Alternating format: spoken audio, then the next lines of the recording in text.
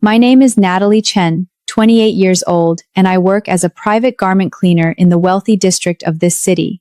It's not a regular laundry shop, it's door-to-door service. The lingerie, gowns of wealthy wives, and their husbands' suits and shirts are all washed, ironed, and organized by my own hands. They trust me because I don't speak, I don't look, and I don't ask. I've been in this line of work for 8 years. In 8 years, my hands have soaked countless silk shirts and ironed endless cashmere scarves. I've lost count.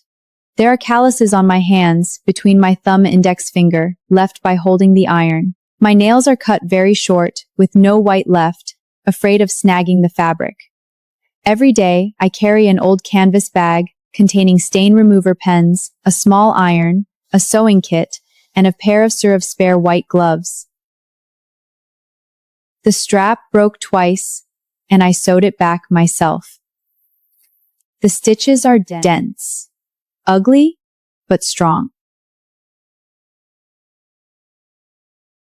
In 8 years, I've never met a woman more elegant than Mrs. Winston's. Her closet is bigger than my apartment, every garment on cedar hangers, every shoe in a dust bag. Her lingerie is French silk, her gowns are Italian handmade, her perfume is limited edition custom made. There's a faint scent in her closet, not perfume, but a mix of cedar wood and silk. Every time I walk in, I unconsciously lighten my steps.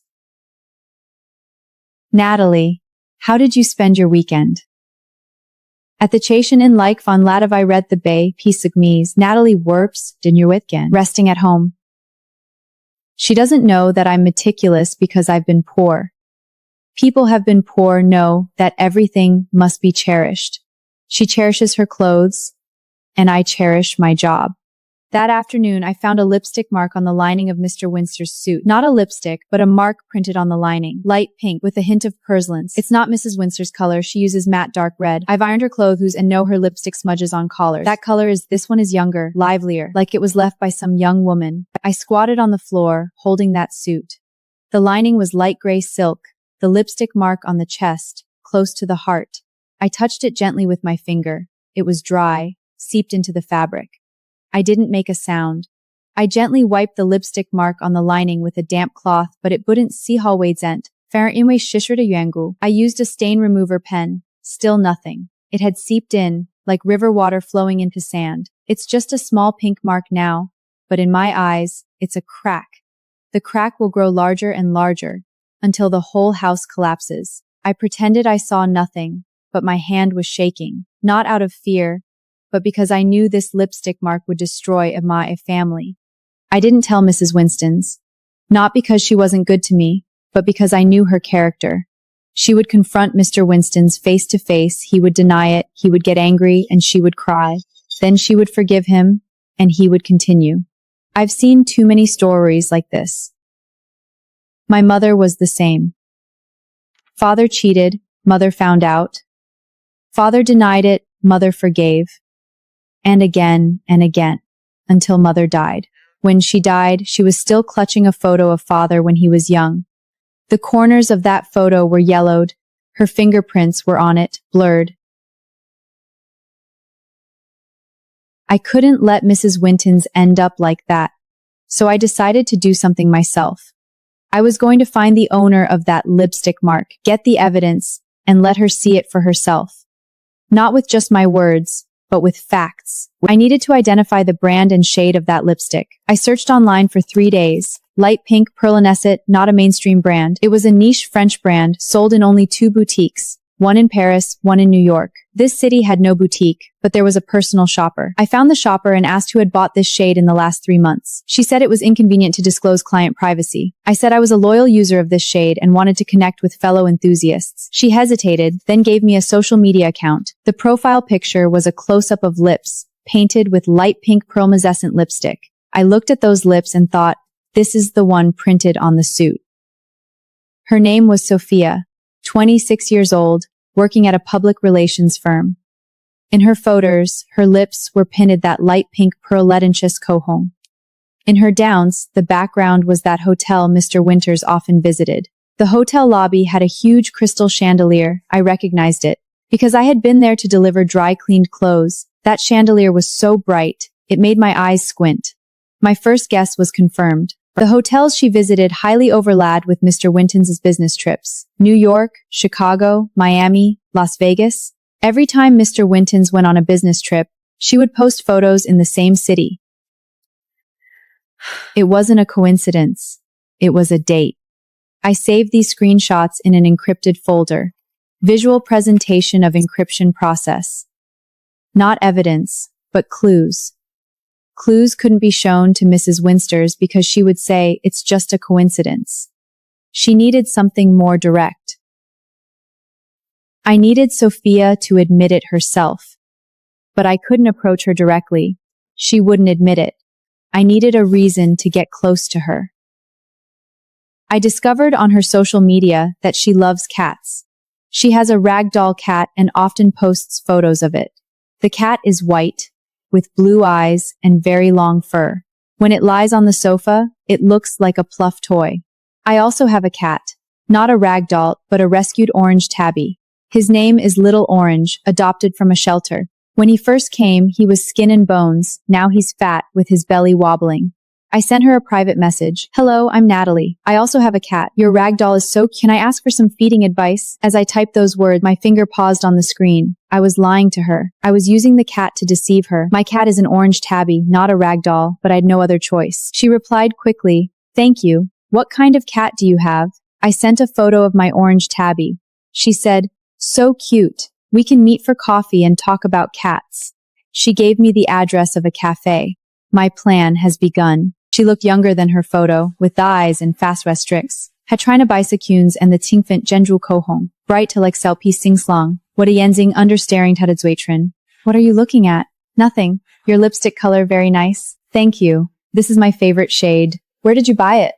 From a personal shopper. A niche French brand. Is it expensive? A bit expensive, but worth it. I smiled. She didn't ask my name or my job. She didn't care. I could tell from her fingers that she had never done hard labor. Sophia, do you have a boyfriend? Yes, he's at work. What does he do? My fingers tightens around the coffee cup. A driver.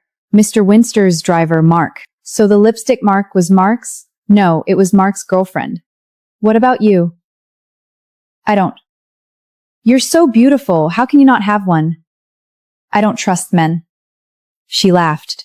Her smile was sweet, but it stung my eyes. Sophia and I became friends, not real friends, but friends I pretended to be. We drank coffee together, shopped for cat supplies, and walked the cat in the park. She called me Nana, and I called her Feifei. She didn't know that every smile of mine was fake, but my cat was real, and it liked her. My horn thumb felt heavy. So well behaved. Sophia, is your boyfriend good to you? Yes.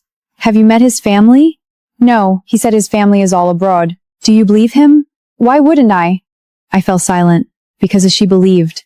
She believed a driver's words. My mother believed my father's words, believed them all her life, until she died. When she died, she was still clutching his photo in her hand. I was the one who put that photo in her hand. I felt her fingernail marks on the back. I can't let anyone else believe anymore. Maybe not knowing the truth is a kind of happiness, but I don't believe in that. I decided to let Sophia know the truth, but not by telling her directly, but to discover herself. I hired private detective, not to investigate the wealthy man, but to investigate Mark. Mark was the driver and needed to prove his car and Mark a girlfriend and that the wealthy man was involved with Mark's girlfriend. The detective stayed at the hotel Mr. Winters often visited for 3 days. On the night of third day, he took the photos. Mr. Wins and Sophia walked out of the hull elevator. Sophia wore a white dress and Mr. Wins had his arm around her waist. On her lips was that light pink pearl lipstick. The detective sent me the photos and a computer in that to a USB drive. The USB drive was tiny, only thumb size. But it held a woman's fate. I placed the USB drive under my pillow. I slept on it every night. It pressed against my head, but I didn't move it. I needed to remember what I was doing. I couldn't soften my heart, couldn't hesitate, couldn't treat. If I retreated, Mrs. Winties would continue to be deceived, continue to spend his money, live in his house, wear his clothes. I hesitated for 3 days. On the third day, Mrs. Winsters called me. Natalie, my dress needs ironing. Can you come tomorrow? Yes. After hanging up, I put the USB roll in my pocket. The pocket was deep, the USB pressed against my thigh, cold. I knew that tomorrow was the moment to act. I invited Sophia to my home, not to a coffee shop, but to my own home. My apartment was small, 1 bedroom and 1 living room filled with cat toys. She arrived wearing a white dress and that light pink pearl lipstick. I poured her a cup of tea. She took a sip and frowned. It's a bit bitter. I forgot to add sugar. I deliberately forgot to add sugar because I wanted her to remember the bitterness of this tea. She would remember this tea later, remember this afternoon, remember what I said. The tea was black tea, daring, the same kind Mrs. Winston's drank. She didn't know. Sophia, who is your boyfriend's boss? The boss of Winners Group, Richard Winners. Did you know he's married? She froze. Her eyes stopped smiling. Her fingers stopped, the teacup suspended in mid-air. He's divorced. Are you sure? He said so. Do you believe him? She was silent for a long time. Light from the window fell on her white dress. Why are you asking these questions? I took out my phone and opened that photo. Her face was frontal, his was sideways, but it was clear enough. Her hand was on his shoulder, his fingers on her waist. She smiled sweetly. Is this you? Her face turned pale. The pink lipstick stood out even more on the white paper. Her hands were shaking. How do you have this? You don't need to know who I am. You just need to know that you've been deceived. Sophia's world collapsed in that moment.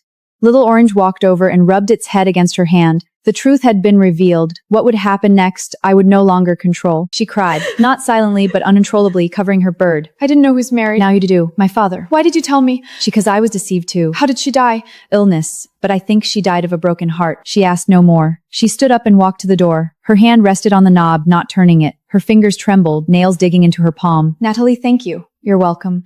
I don't know how to face him. You don't need to face him. You only need to face yourself. She left. The door closed. I leaned against it, closing my eyes. I did it, but there was no sense of victory, only exhaustion.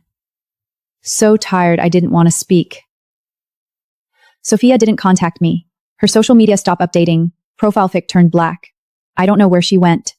Maybe left the city, maybe still here, maybe confronted Mr. Winnister. I don't know. But I knew the UAB still had photos, not just Sophia's but of Mr. Winstill and her. Evidence, not for court, but Mrs. Winster. I hesitated long. Give it, she'll be hurt. Don't give it, she'll continue being CV'd. She keeps spending his money, living in his house, wearing his clothes. She doesn't know his clothes have another woman's lipstick marks. She can't wash them off, and I don't want to. I hesitated for 3 days. On the 3rd day, Mrs. Winster called. Her voice was as usual, unhurrying. Natalie, my dress needs ironing. Can you come tomorrow? Yes. The next day, I went to the Winston Manor. The butler let me in and led me to closet. It was huge, with even more new clothes than last time. Mrs. Winston sat in the living room, hot out of black tea. Her lips were painted with that matte deep me, her eyes calm. Natalie, you get busy first. I'll come see you in a while. Okay. I entered the closet and closed the door. I was alone in the closet. I placed the USB on her vanny, her matte deep red next to that light pearlescent one. I stared at them for a long time. One is hers, one is hers. She uses the same vanny, her husband uses the same woman. Then I went out and continued ironing. My hand was steady, the iron gliding through the steam, silk making a faint sizzling sound. When Mrs. Winston came in, I was squatting on the floor, organizing her shoes.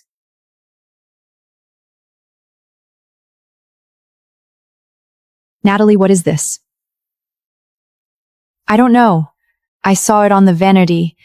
Thought it was yours. She frowned, plugged the USB into her laptop. Her fingers slid on the trackpad, her face turning from white to red, then to green.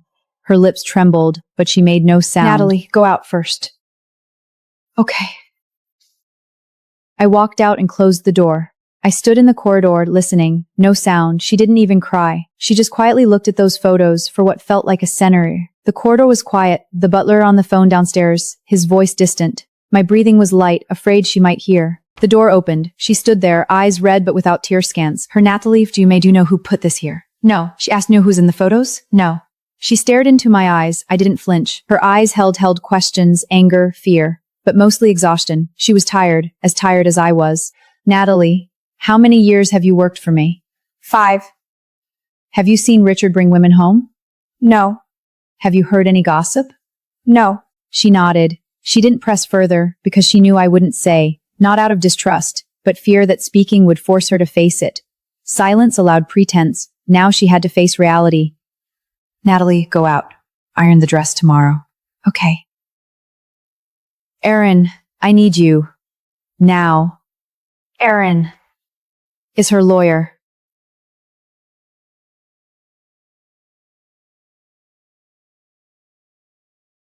For the next few weeks, Mrs. Winstons didn't contact me.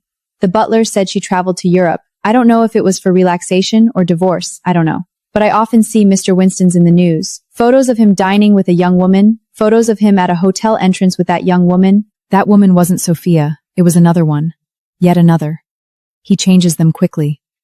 I sit on my sofa at home, watching those news stories. Little Orange lies on my lap, purring. Its warmth seeps through my pants to my skin. I don't know what I'm thinking. Maybe thinking that lipstick mark will appear on another suit. Maybe it already has. One day, I received a letter. No sender, no address, just one sentence. Thank you. Your USB drive.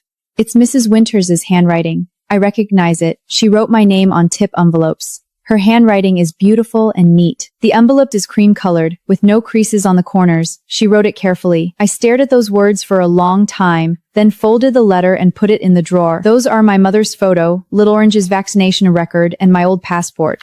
I put the letter on top. I didn't reply because it wasn't necessary.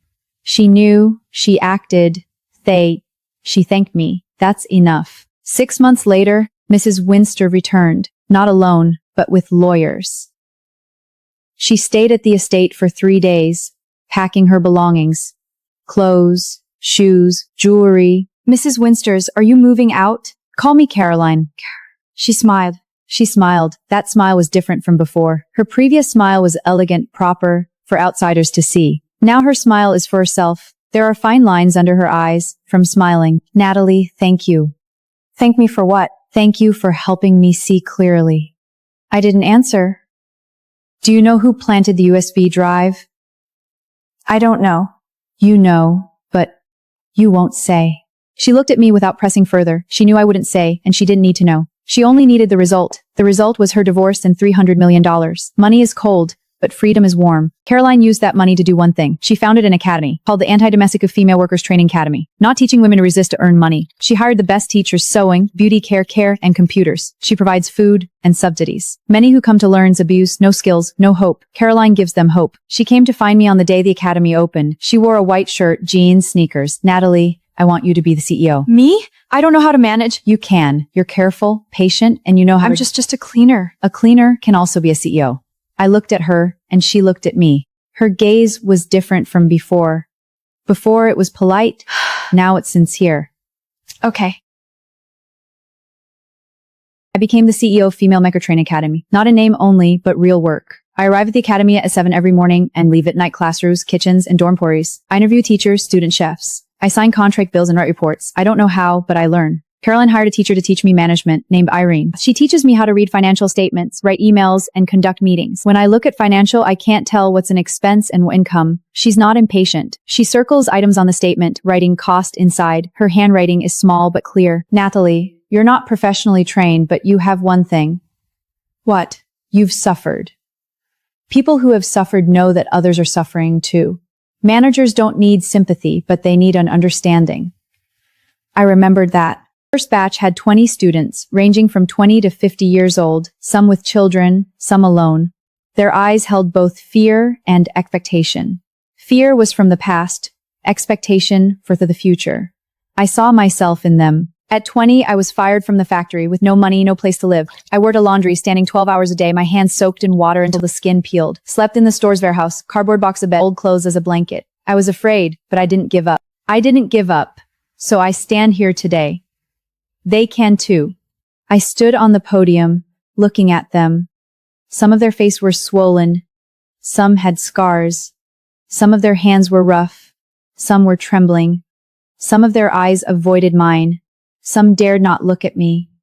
My name is Natalie. I used to be a cleaner. Now I am your director. You will be like me in the future. Not cleaners, but directors. Not looked down upon, but respected. Someone in the audience cried. I didn't hand her a tissue because they needed to cry. Letting it out was enough. When the first pat of students graduated, Caroline came. She gave each student a graduation certificate and a startup fund. Not much, but enough to rent a small shop and buy a few sewing machines. Get her student opened a tailor shop, and business was good. Heard the secondhand, very loud, but she said louder, the more powerful. Another student opened a bakery with customers lining up. The bread she smelled so good, you could smell it 2 blocks away. Another student found a job at a beauty salon, and her boss said she was skilled.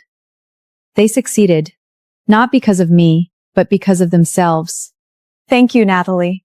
No need to thank me. Thank yourselves. Caroline stood beside me, watching them. There were tears in her eyes. Natalie, do you regret it? Regret giving me that USB drive back then? No regrets. Why? Because those women needed you. You needed money. The money came from divorces. The divorces came from the USB drive. She smiled. So did I.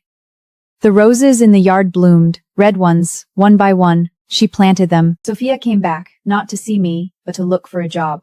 She saw the academy's formation online and teacher. Her major was public relations and she could teach coordination skills. I sat with her in the office face to face. She had gained some weight and her hair was cut lipstick. She wore nude color, very subtle. There was a wedding ring on her hand, silver and plain. Natalie, long time no see. Long time no see. You've changed a lot. So have you. I didn't know before that you were, what? The cleaner at Mrs. Winchester's house. Now you know. Do you hate me? No, do you? No? She lowered her head. Her fingers drew circles on her knees. She did that when nervous. She didn't before, but now she does. Her nails were painted light pink, the same color as that lipstick. Maybe she still used it, maybe not. Natalie, I left him. Moved, changed jobs. Now I live alone and have a cat. Nana. I was stunned. Nana, that's my name. You named the cat after me? Yes. Because it's like you. Looks cold, but is actually warm. My eyes welled up with tears. I hired Sophia, not because I pitied her, but because she was capable. Her communication class was popular. Students said she spoke clearly and was easy to understand. She taught them how to answer phones, send emails, and communicate with clients. She taught them how to answer yes, send emails with confidence, teaching them to be neither humble nor arrogant. One day, she came to see me.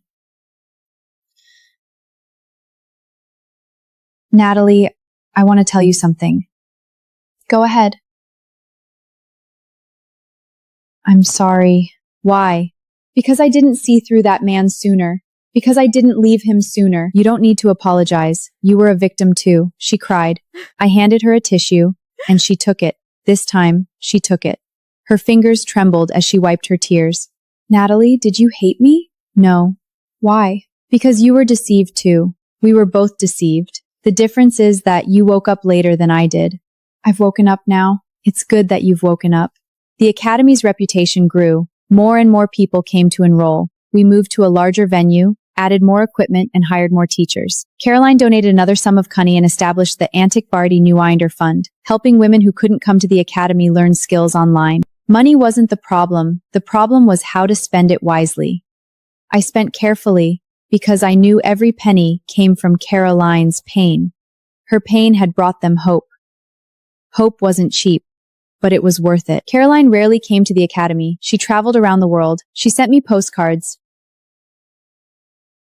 She mailed the postcards to the Academy with Natalie Chen written on the envelope. Her handwriting was beautiful and neat. I pinned the postcards on the office wall. The wall was almost full. Each one represented a distant place she had visited. Her shadow fell on those postcards, together with me.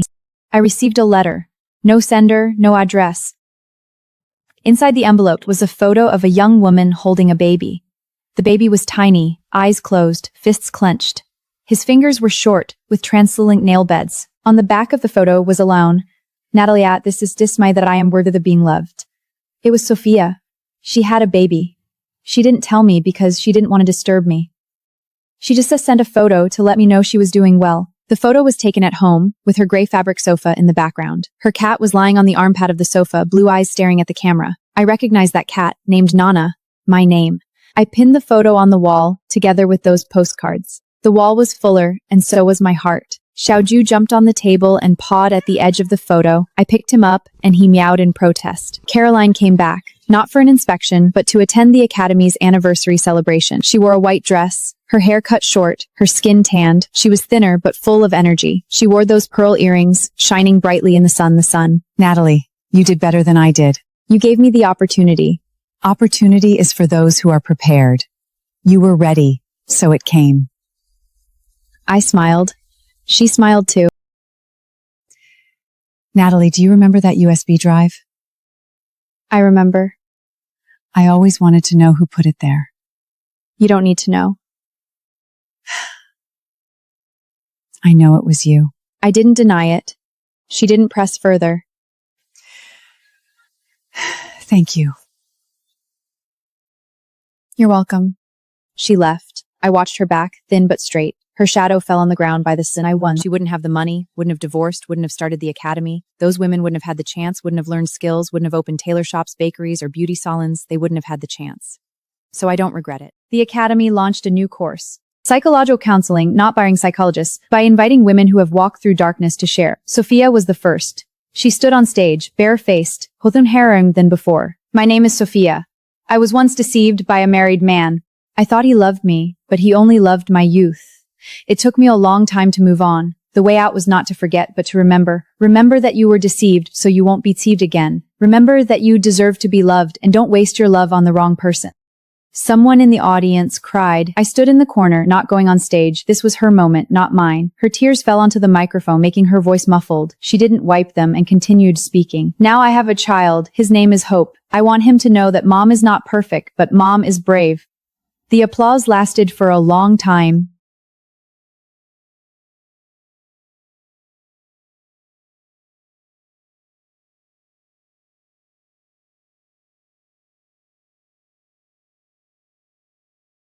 I received a package. The sender was Mr. Winster's. The address was his company. I opened it. Inside was a letter and a check. The amount on the check was substantial, enough to run the academy for 3 years. The letter read, Natalie, I know it was you. I don't hate you. I just don't understand why you helped her. as if he hadn't written in a long time. The words, I don't hate you, were large, Morsi forcefully. Gerber was torn by the pen tip. I didn't reply. I didn't accept the check. I returned the check. It wasn't that I didn't need money. I didn't want his money. His money was dirty. Not because of his affair, but because he lied. He lied to Caroline, to Sophia, and to those young women. I won't take his money. Caroline's money is hers, and it's clean. I use her money with peace of mind. When I returned the check, I made a copy and filed it away. Not as evidence, but as a reminder. A reminder that I refused his money because I can earn my own. Caroline knew I returned the check, and she said nothing. She just patted my shoulder. Her hand was light, but strong. Natalie, you're more stubborn than I am. I grew up poor. The stubbornness of the poor is in their bones. I kept being stubborn.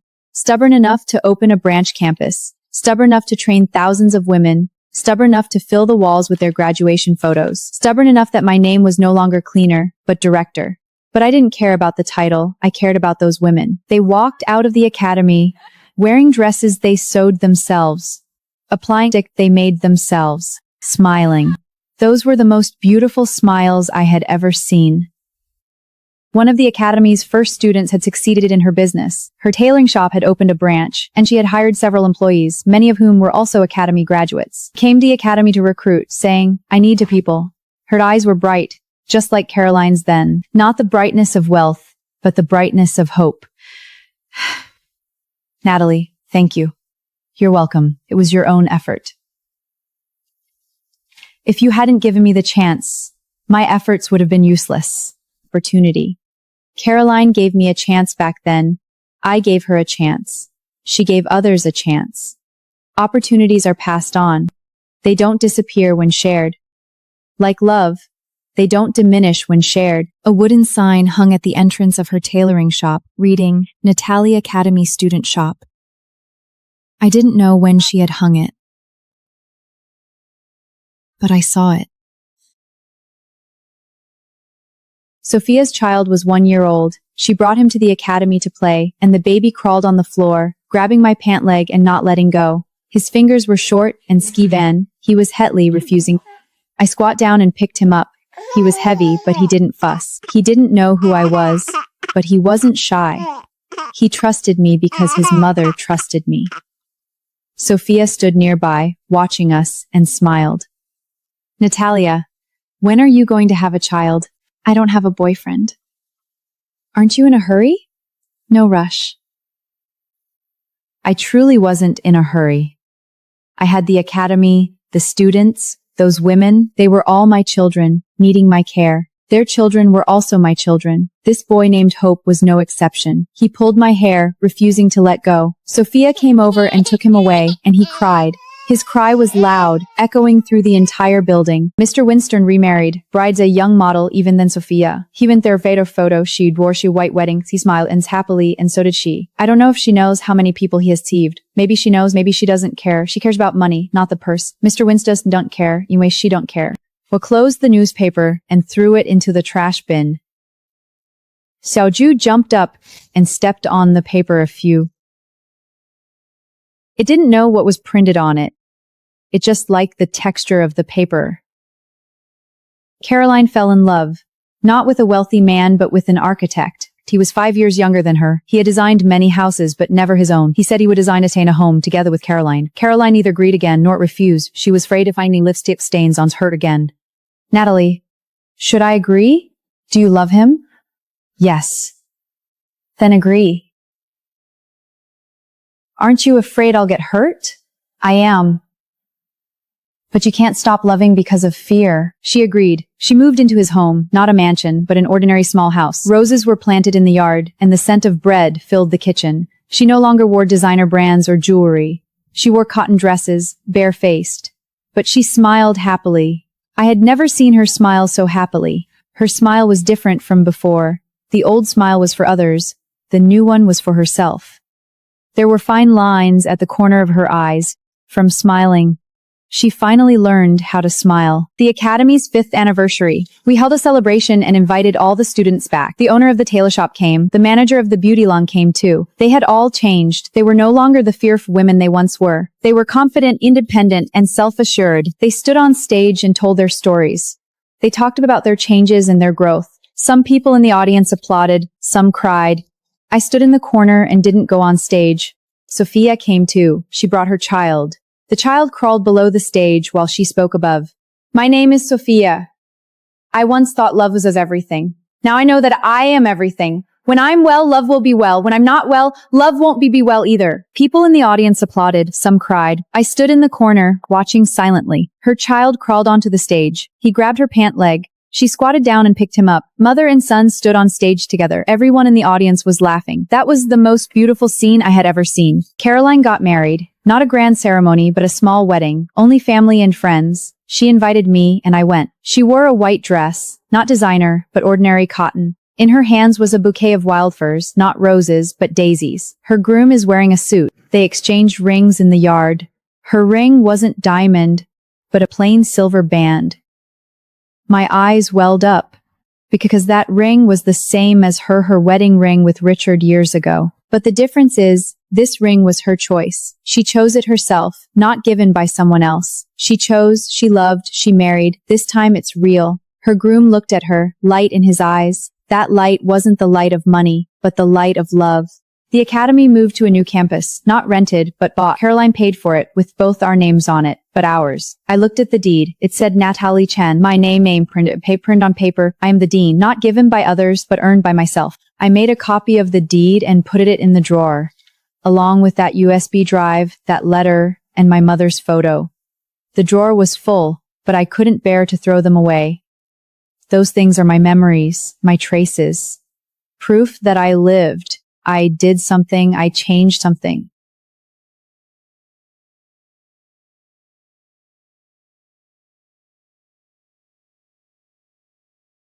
I received a postcard, not from Caroline, but from Sophia. She took her child on a trousseau to the seaside. On the card, the sea was blue, the sand white. She wrote, Sue Natalie. Her handwriting was neater than before. She was learning to write, to teach her child. Her hands couldn't write before, but now they can. I pinned the postcard on the wall, together with Caroline's postcards, Sophia's photo, and the group photos of the students. A young woman came to the academy for help. Her eyes were swollen, her lips cracked. There were bruises on her arms from being beaten. Her fingers were thin, knuckles prominent. Her nails were broken, with dried blood in the crevices. She didn't dare to look at me, head bowed, voice barely a whisper. Natalie, can you help me? Yes. I arranged a dormitory for her, a medical checkup, and psychological counseling. I enrolled her in the sewing class. She learned quickly. She said she had learned as a child and knew how to use the machine. Her hands were skillful. The stitches dense even. 3 months later, she sewed her first dress. White, long, with a well-fitted waist. She stood before the mirror in the dress and cried. Not out of sadness, but out of joy. For the first time, she felt useful. For the first time, she felt she wasn't waste. Ex-husband came Luke's for her, causing a scene at the academy gate. Drunk and cursing, he claimed she was his woman and demanded to take her away. His face was red, eyes bloodshot. I called the security. When they arrived, they took him away. He was still cursing as he left. Cursing her, cursing me, cursing the security. She hid in the dormitory, afraid to come out. I knocked on her door. The door opened a crick, and her eye peered out at me from the gap. He's gone. He'll come back. Call the police again if he comes. You can't be afraid of him. The more you fear him, the more he'll come. She nodded. Her hands were still trembling. So were her lips. Natalie, how long can I stay here? Stay until you no longer need to. When will that be? When you stand up. She stood up, not physically, but in her heart. Her hands stopped trembling. Her lips stopped shaking. Her eyes dared to look at people. Her sewing skills improved. The teacher said she could open a studio. She had no money, so the academy lent her startup funds. She rented a small shop, bought 2 sewing machines, and started taking orders. Business wasn't great, but she persisted. She opened every morning and closed at 9 every night. She said, "One day it will get better." I believe in her. Because I was once like that. My fingers were burned by irons, pricked by needles, soaked in soapy water. It hurt, but I didn't stop. She won't stop either. Her studio started making money. Not much, but enough for rent and food. She no longer relied on men, no longer suffered abuse. She was free, she was happy. She came to me and gave me a dress. White, long, well fit at the waist. Exactly like the one I once sewed for her. She sewed it herself with tight stitches. Natalie, thank you. You're welcome. Why don't you wear it? I can't bear to. Wear it. If it wears out, I'll sew another for you. I wore it. I stood before the mirror in the dress she sewed. The woman in the mirror wasn't a cleaner, but the dean. Not looked down upon, but respected. My eyes welled up. The fabric was soft, pressed against my skin, very warm. A journalist came to the academy asking for an interview. The journalist me asked, Natalie, you used to be a cleaner, now you are the dean. How did you achieve this? Because someone gave me a chance. Who? Caroline. Why did she give you a chance? Because she was also deceived. The journalist paused. Were you also deceived? No. But my mother was deceived. She didn't ask further. She lowered her head and wrote something in her notebook. Perhaps those abused women would see it. Perhaps those deceived women would see it. They would know that someone was like them, but that person stood up. They could too. The red light on the recorder flashed on and off like a heartbeat light.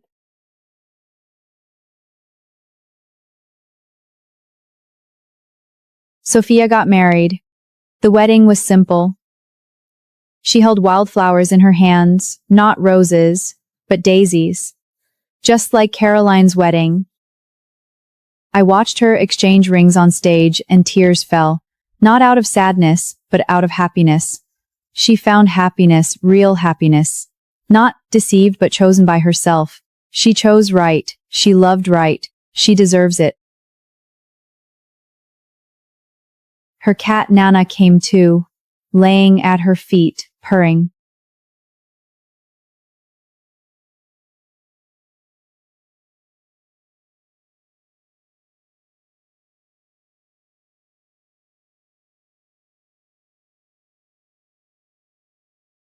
Today, I sit in my office. Outside the window is the Academy's garden, where roses grow, planted by Caroline. Roses are blooming, red, pink, and white. The breeze is gentle, and the sun is bright. I open the drawer and take out that USB drive. Small, black, with a silver edge. It holds photos of Mr. Winters and Sophia from many years ago. Those photos were once evidence. Now they are memories. Memories don't disappear, but they fade. They fade until they no longer hurt, until they can be recalled. I think of Sophia, of Caroline, of those students. They were once victims. Now they are survivors. They were not defeated. They stood up. They stand tall. The off the SB drive are open, and a young woman entered. Her eyes were swollen, her lips cracked. There were bruises on her arms. Natalie, can you help me? Yes. I stood up and walked toward her. What is your name? Emily. Emily, would you like to stay? Yes. Good. I held her hand, was cold and thin, but my hand was warm.